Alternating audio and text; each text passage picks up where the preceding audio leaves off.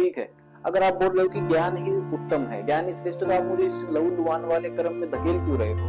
आप क्यों मुझे अपने साथ पापी बना रहे हो इस काम में लगा करके? क्यों मुझे चाहते हो कि मैं इनकी हत्या करूं, इस हत्या का पाप मेरे ऊपर लगे? श्री कृष्ण उसको बताते हैं कि देखो अर्जुन, ये चीज तो भूल जाओ कि इसके बाद क्या होगा। अब तुमको मजा इस बात में आना चाहिए कि मैं धर्म का काम कर रहा हूँ, तुम्हें काम में मजा आना चाहिए। तुम फल छोड़ दो कि क्या रहेगा, उससे आसक्ति मत रखो। तुम निष्काम भाव से काम करो, निष्काम कर्म योगी बनो।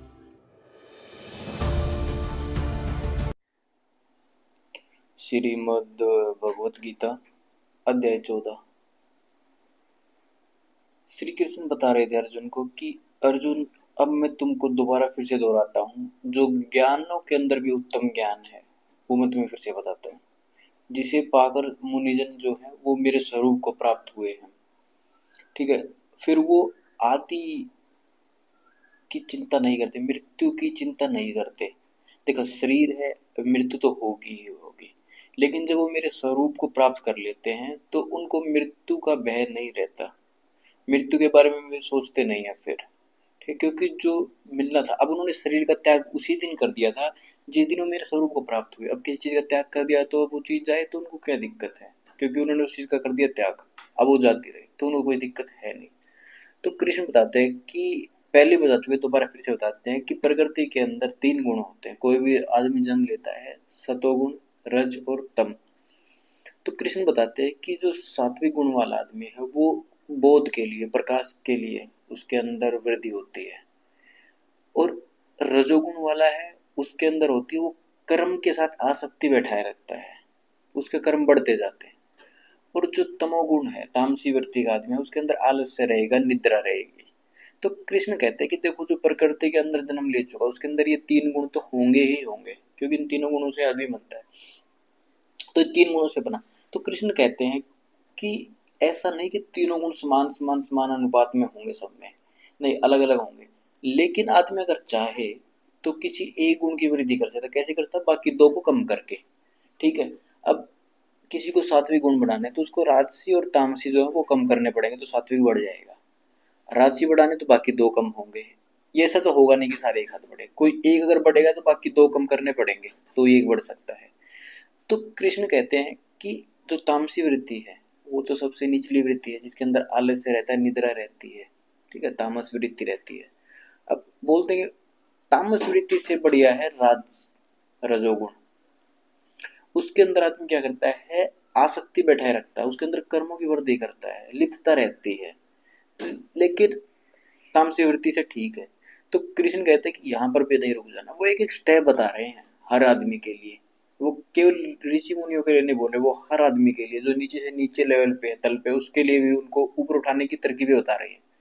तो बताते हैं कि राजसी से भी अच्छा है सात्विक। वो किसके लिए? बोध के लिए काम करता है, प्रकाश के लिए, परमात्मा के लिए, परमात्मा प्राप्ति हो उसके लिए काम करता है। तो कृष्ण ने बता दिया कि वो उन दोनों से अच्छा है। ठीक है, फिर बताते हैं कि ये थे जो केवल बालक थे या फिर बिल्कुल अल्पज्ञ थे, जो शुरुआती दौर पे थे उनके लिए, लेकिन जो समझ चुके हैं, जिनको कुछ प्राप्त हो चुका है, बोध हो चुका है, अब वो बोलते हैं कि सबसे उत्तम तो ये है कि आप इन तीनों गुणों से भी आगे चले जाओ, यानी गुणातीत हो जाओ।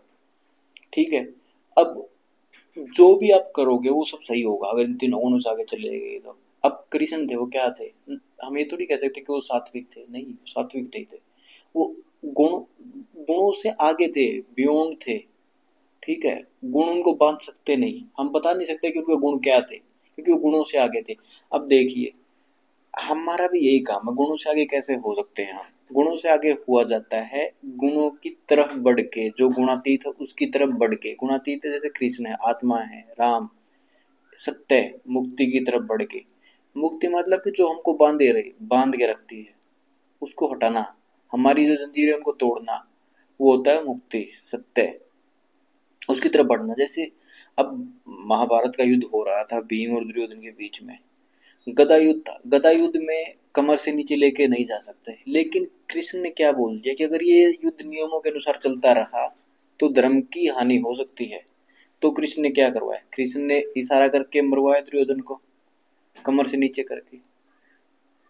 ठीक है, तो गुणातीत मनुष्य ये नहीं होता कि वो बिल्कुल सही चलेगा, कि सब सच बोलेगा, सुबह 4 बजे उठेगा, ये जितनी तो आजकल चलती है, नहीं, कोई गुण है ही नहीं उसका, गुणातीत है वो। ठीक, इस टाइप से कृष्ण बताते हैं कि गुणातीत हो जाओ अर्जुन। तो बोलते हैं कि देखो, इस प्रकृति के अंदर जो सबको पैदा करती है वो तो प्रकृति है, तो प्रकृति माँ, और प्रकृति के अंदर बीज उत्पन्न करने वाला मैं ही पिता हूँ। तो असली माँ प्रकृति, पिता कृष्ण। बोलो इस प्रकृति तो एक कर्म चले तो अन्य को माता पिता रहेंगे, लेकिन असली माता पिता प्रकृति और मैं ही है। ठीक है, तो कृष्ण अब इससे आगे बताते हैं कि ठीक है अर्जुन, अब जो तुमको करना है तो आपको गुणातीत हो जाना है। ठीक है, तो कृष्ण से फिर से सवाल किया अर्जुन ने कि ठीक है गुणातीत मैं हो जाऊंगा, बातें ठीक लगी, लेकिन गुणातीत मनुष्य जो होता है वो कैसा दिखता है, उसका आचरण कैसा, और कोई गुणातीत कैसे हो सकता है। तो कृष्ण बताते हैं कि हालांकि ये बात पहले बता चुके हैं, लेकिन वही आदमी क्या रहता है, वो देह भाव में जीता, तो इसलिए वो कुछ ना कुछ पकड़ना चाहता है, कुछ कैरेक्टरिस्टिक्स चाहिए, कुछ प्रॉपर्टी चाहिए उसको। तो कृष्ण बोलते हैं कि ठीक है, तो सुनो, तुमको क्या करना है, नित्य कर्म करो, यानी कि जो भी काम कर रहे हो यज्ञ समझ करके करो, यानी मुझे अर्पण करो, मुझे समर्पित करो, जो कुछ करो मेरे लिए करो। अब यज्ञ बताते हैं कि यज्ञ वो नहीं होता कि एक आपने लकड़ियां डाल दी, समीधा डाल दी, आग लगा दी, वो नहीं होता। तो यज्ञ का मतलब होता है किसी ऊंचे से ऊंचे के लिए जो नीचा है उसका त्याग कर देना, उसको जला देना, जो नीचा है उसको जला देना किसी ऊंचे के लिए, वो होता है यज्ञ।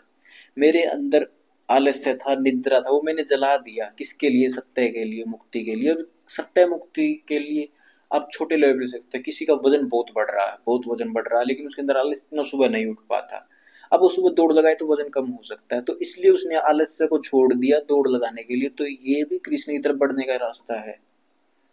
कृष्ण का मतलब ये नहीं कि कुछ अलग आपको आंखें बंद करके बैठ जाना मेडिटेशन के अंदर, नहीं। आपको जिंदगी जिंदगी जी रहे हो, सब कुछ मिलेगा, जीते जी मिलेगा, मरने के बाद कुछ नहीं होता है। कृष्ण बता चुके हैं कि जो कुछ है जीते जी है, मरने के बाद कुछ नहीं है। ठीक, तो वो होता है कृष्ण की तरफ बढ़ने का मतलब।